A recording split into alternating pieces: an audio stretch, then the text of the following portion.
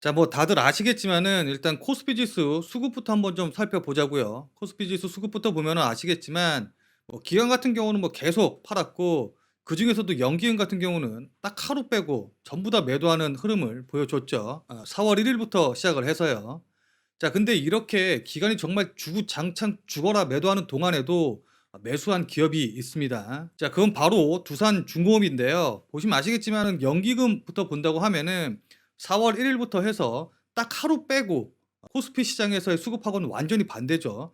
딱 하루 빼고 계속 순매수를 해 줬고, 뭐 그에 맞춰서 기관도 지금 이틀만 빼고 계속 순매수가 들어오고 있고, 특히 최근에는 8일 연속으로 순매수가 들어오는 모습을 확인해 볼 수가 있습니다. 연기금이 매수한 규모만 하더라도 260억 원이 넘기 때문에 결코 적은 규모가 아닌데, 도대체 이 두산중공업에 무슨 매력이 있길래 이렇게 기관이 연속적으로 매수가 들어왔을까요? 자, 오늘은 기관과 연기금이 열심히 순매수하고 있는 종목이죠. 두산중공업에 대해서 자세히 알아보고 그 대응 방법에 대해서 말씀을 드리도록 하겠습니다.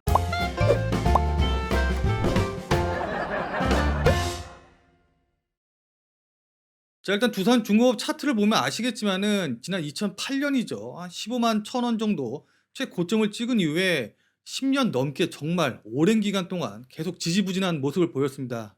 그래서 아마 여기서 매수하신 분들 같은 경우는 진짜 마음고생이 너무 심하실 것 같기는 한데, 가격대로 놓고 본다고 하면은 15만 원에서 지금 한 14,000원 정도 좀 되니까 한 10분의 1 토막이 나버린 거죠. 그래서 뭐 두산중공업 하면은 뭐 제 나이 또래 분들은 기억하시는 분들이 많으시겠지만은 "사람이 미래다."라는 이제 캐치프레이즈로 광고를 해 가지고 굉장히 유명한 회사고 또 대기업이라서 제 주변 친구들 같은 경우에도 두산중공업에 입사하고 싶어서 난리였었었는데, 한 10년 만에 도대체 무슨 일이 있었길래 이렇게 주가가 무너지게 됐을까요? 한 두 가지 정도 큰 위기가 있었다고 보시면 좋을 것 같은데, 2008 년도에 뭐가 있었죠? 여러분들 잘 아시다시피 금융위기가 있었죠. 이 금융위기 이후에 두산건설을 살리기 위해서 노력을 했고, 그 결과 재무 상태가 망가지기 시작을 했습니다. 그리고 나서 2017 년도부터였죠. 문재인 정부에서 탈원전 정책을 펼치면서 두산중공업은 기업의 생사의 위기에 놓이게 됩니다. 자, 그리고 나서 한 3년 동안 정말 뼈를 깎는 노력을 했는데요. 두산타워를 8천억 원에 매각을 하고, 또 이제 두산인프라코어도 현대중공업에 매각을 하면서 진짜 팔 수 있는 것들은 다 파는, 뼈를 깎는 노력을 했고, 거기다가 1조 3천억 원 규모의 유산 증자까지 이제 실행을 하면서 재무 상황을 개선하기 위해서 정말 피나는 노력을 기울여 왔습니다. 자, 거기다가 이제 코로나 사태를 극복하기 위해서 전 세계에서 인프라 투자 붐이 일었고, 그에 따른 수혜도 충분히 받아서 올해 1 분기에 드디어 흑자 전환에 성공을 했습니다. 이게 무려 11 분기, 그러니까 이제 연간으로 따지면은 거의 한 3년 만에 흑자 전환을 했다는 얘긴데요. 자, 제가 방금 말씀드렸다시피 전 세계적으로 지금 인프라 투자 붐이 불고 있고, 이 인프라 투자의 붐이 뭐 1 분기만 인프라 투자했다가 2 분기는 안 하고 뭐 이렇게 해서 바로 끝나는 게 아니기 때문에 지속적인 실적 상승의 호재로 작용을 할 것으로 보입니다. 그러니까 주가적인 측면으로 봐도 지속적으로 상승할 가능성이 높다는 뜻이겠죠. 자, 그리고 두산 같은 경우는 뭐 방금 전에도 말씀드렸다시피 탈원전 정책으로 인해서 굉장히 뭐 기업의 존폐를 가르는 그런 위기 상황이 왔었기 때문에 기업의 체질을 변화시키기 위해서 각고의 노력을 기울여 왔는데,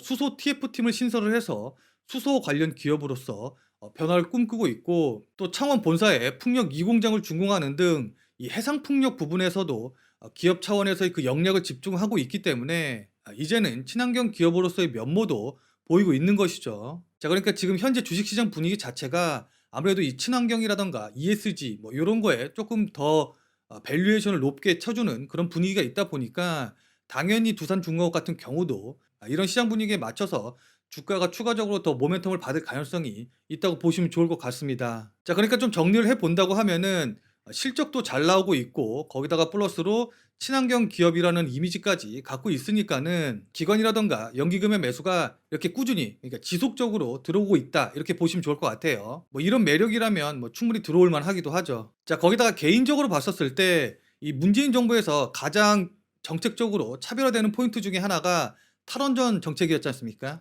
자, 그러다 보니까 이제 대선이 1년 앞으로 다가왔는데, 뭐 여당 같은 경우는 그러지 않겠지만은 이 야당 후보들 같은 경우에는 기존에 있는 정부, 그러니까 문재인 정부와의 이 정책적 차별화, '나는 이제 기존과는 좀 다르다.'